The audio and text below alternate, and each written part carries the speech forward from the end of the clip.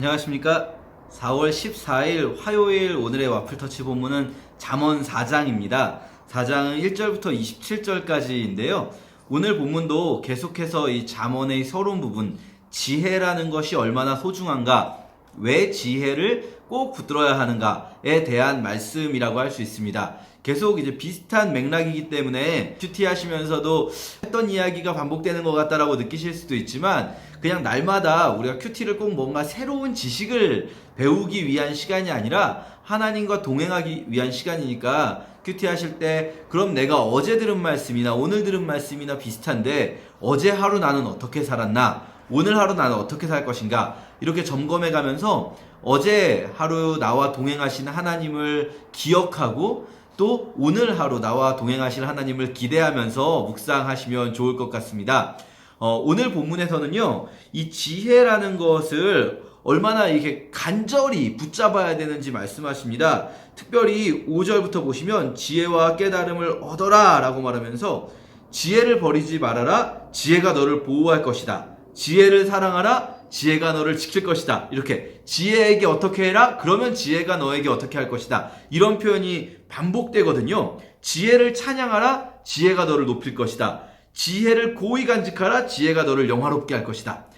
잘 보시면 앞에 두 가지와 뒤에 두 가지가 이게 비슷한 내용이라고 볼 수 있습니다. 앞에 두 가지는 지혜가 너를 보호할 것이다, 지혜가 너를 지킬 것이다. 그리고 뒤에 두 가지는 지혜가 너를 높일 것이다, 지혜가 너를 영화롭게 할 것이다. 앞에 보호하고 지킨다는 표현은 내가 어떤 위험한 상황에 처하거나 내가 어려움을 겪는 일로부터 나를 보호해 준다는 것이라면, 조금 뭐라면 소극적인 어떤 잘 해주는 거라고 할 수 있죠. 소극적인 장점이라면, 뒤에 두 가지 지혜가 나를 높이고 지혜가 나를 영화롭게 할 것이라는 것은 적극적으로 지혜가 나를 그냥 단순히 보호해주는 것에서 한 걸음 더 나아가서 더 큰 장점을 줄 것이다 라는 거죠. 근데 이게 어떻게 할 때 가능하냐면, 거꾸로 내가 지혜에게 이렇게 할 때라는 겁니다. 내가 지혜를 꽉 붙들고 지혜를 지킬 때 거꾸로 지혜가 나를 지켜준다는 거죠. 사실 본문 자체는 지혜를 의인화시켜서 우리가 마치 어떤 사람을 보호해주면 그 사람이 나를 지켜줄 것처럼 이렇게 표현되어 있는데, 이것을 1차적으로는 하나님의 지혜, 하나님을 경외함으로부터 오는 지혜에 대한 말씀으로 우리가 받아들일 수도 있고요. 또 한편으로는 이 의인화된 지혜가 어떻게 보면 신약에서는 예수 그리스도를 상징한다 라고 이해하실 수도 있을 것 같아요. 신약적으로 재해석한다면. 그래서 우리가 하나님으로부터 오는 지혜를 그냥 단순히 가지고 지키고 어떻게든 이 말씀대로 이 지혜대로 살아가려고 할 때에 지혜가 나를 지켜주고, 그뿐 아니라 우리가 하나님으로부터 오는 지혜를 찬양하고, 이 지혜가 정말 대단하다, 이 지혜가 놀랍다, 내가 그냥 세상 사람들이 말하는 방식대로 사는 게 아니라 사람들이 보기에는 야, 이게 멍청해 보이는 것 같지만 내가 이렇게 살아봤더니 이것이야말로 진짜 참된 지혜다, 이렇게 이 지혜를 높이고 찬양할 때 오히려 이 지혜가 나를 높여준다, 이렇게 해석할 수도 있겠고요. 또 한 가지로는 우리가 예수님에 대해서, 우리가 예수님을 향한 믿음을 굳게 붙들 때에 예수께서 우리를 지켜주시고, 우리가 예수님을 높일 때에 예수께서 우리를 높여주신다, 이렇게 해석하는 것도 물론 가능하겠죠. 그런데 오늘 본문에서 이 지혜를 간절하게 붙들어라 라고 강조하고 있는 것은, 거꾸로 생각하면 지혜를 붙드는 게 그만큼 힘든 일이다 라고 생각할 수도 있습니다. 특히 7절에 보면요, 그 어떤 것을 희생하고서라도 깨달음을 얻어라. 여기서 깨달음을 얻어라, 지혜를 얻어라, 이거 같은 표현인데요. 어떤 것을 희생하고서라도 얻어야 한다는 말은 지혜를 가지고 지혜를 지켜가는 일이 쉽지 않다는 것을 말합니다. 왜 어려울까요? 지혜를 지킬 때 도대체 무엇으로부터 이렇게 지혜를 지켜야 될까요? 누가 악한 자들이 우리를 공격하면서 우리에게 폭력을 쓰면서 우리에게서 지혜를 뺏어가려고 할까요? 그러진 않겠죠. 그것이 아니라 우리의 마음이 지혜를 자꾸 버리려고 하는 거예요. 우리의 마음이 지혜를 버리고 악을 선택하려고 해요. 왜냐하면 우리 마음이 보기에 악이 더 좋아 보일 때가 많다는 거죠. 우리가 어제 본문에서도 봤지만 요 바로 앞장에서도 악인들이 잘 되는 것을 부러워하는 게 우리 인간의 마음이에요.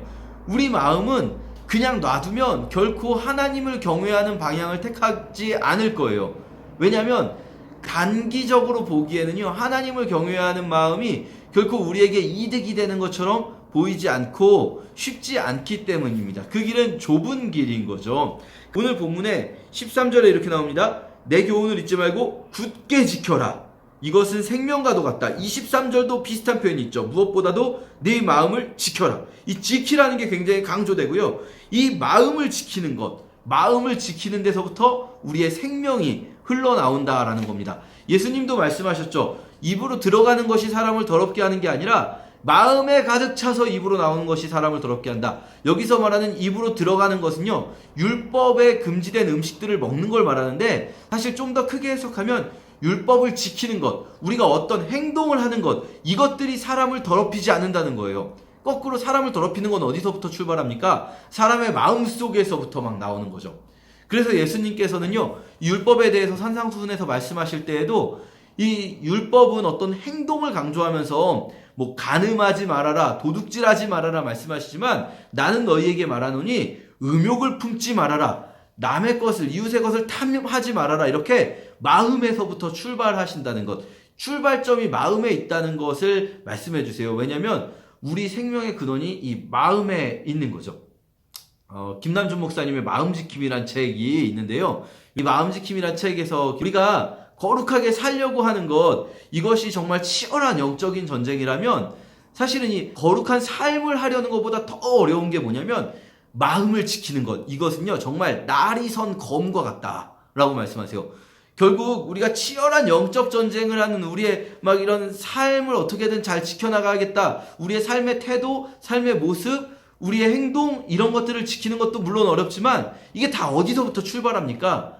우리의 마음을 지키는 것으로부터 출발하거든요. 그래서 우리 마음을 지키는 거는요, 정말 아주 날카로운 검과 같아서 이것이야말로 우리 신앙의 정말 핵심 중에 한가운데 있는 거죠. 그래서 오늘 본문 묵상하실 때 이런 생각 해봤으면 좋겠습니다. 우리 물론 매일 비슷한 묵상하고 있지만 오늘 하루 또 어제 하루 생각해보면서 과연 내가 이 중에 얼마나 내 마음이 하나님을 경외하는 마음으로 있었는가. 우리 지혜라는 게 말씀 계속 드리지만 어떤 똑똑함을 의미하는 게 아니지 않습니까? 심지어 성경 말씀을 잘 아는 것, 이런 걸 말하는 게 아니에요. 이 지혜라는 것은 하나님을 경외하는 마음으로 뭔가를 하는 게 지혜거든요. 과연 나는 어제 하루 스케줄 쭉 묵상해 보시면서 아침에 뭐 했지? 오후 전에 뭐 했지? 오후에 뭐 했지? 저녁에 뭐 했지? 이 중에서 내가 과연 내 마음이 하나님을 경외하는 마음을 가지고 있었던 순간이 어디지?